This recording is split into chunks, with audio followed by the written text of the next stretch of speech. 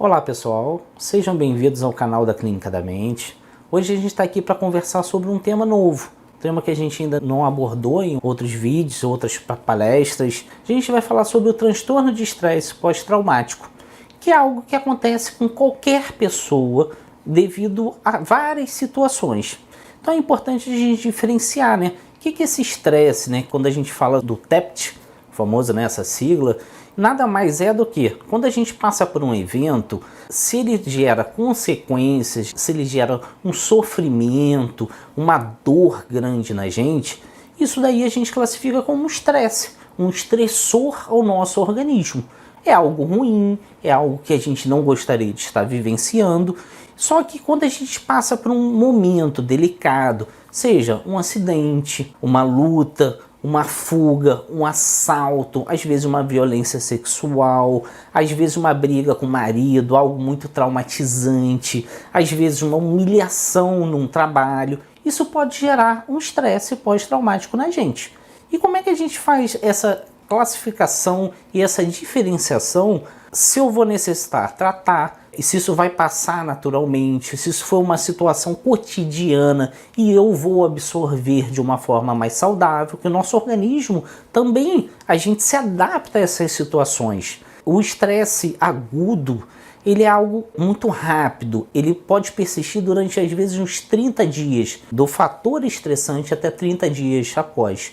Mas quando isso persiste, quando isso gera um sofrimento, gera limitações para a gente classifica isso como um transtorno de estresse pós-traumático. Gera uma revivência, que é uma característica principal do transtorno. A gente lembra situações que a gente não consideraria às vezes passar, mas sabe quando tem aquele gatilho? A gente vivencia na mesma hora, opa, lembrei, a gente escuta uma palavra, a gente vê uma cena num filme e aquilo já relembra, já traz a gente para aquela situação que a gente vivenciou.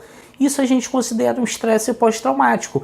Essa sensação, essa angústia, aqueles pensamentos negativos, aquele medo sem justificativa naquele momento, mas que você passou por aquela situação e aquilo te fez um mal imenso, isso a gente chama de transtorno de estresse pós-traumático. Segundo o DSM, algumas características e alguns critérios são importantes para a gente classificar como um transtorno de estresse pós-traumático, assim como várias doenças. Nada é por achar. Sempre tem um critério definido e que a gente utiliza como base para se guiar, lógico, respeitando as variações, as situações, o momento de cada paciente. Isso é muito importante a gente frisar.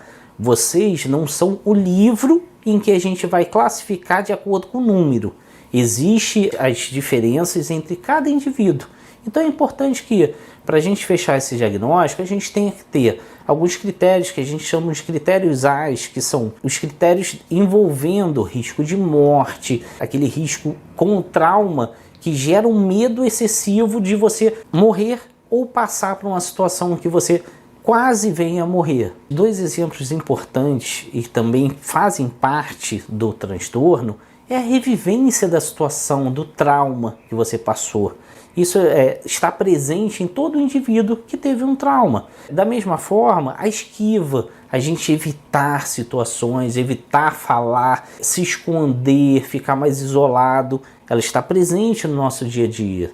Após um evento traumático, é importante a gente perceber que, além da esquiva, uma outra característica de cada indivíduo vai ser a hipervigilância. Por quê? Porque a gente não quer passar por essas situações, a gente fica com aquela adrenalina a todo tempo no nosso corpo. Da mesma forma, a gente vai reagir, às vezes com mais irritabilidade, às vezes a gente está com mais insônia, a gente fica com medo de deitar, e se acontecer novamente, e se eu passar por essa dificuldade, e que, consequentemente, vai gerar uma outra característica, que é a característica mais negativa. Você começa a ter sintomas como anedonia, tristeza, falta de vontade de fazer as suas atividades diárias, sentimentos de impotência e ausência de projeção do futuro, a falta de perspectiva. Isso é importante também, que acomete a muitas pessoas.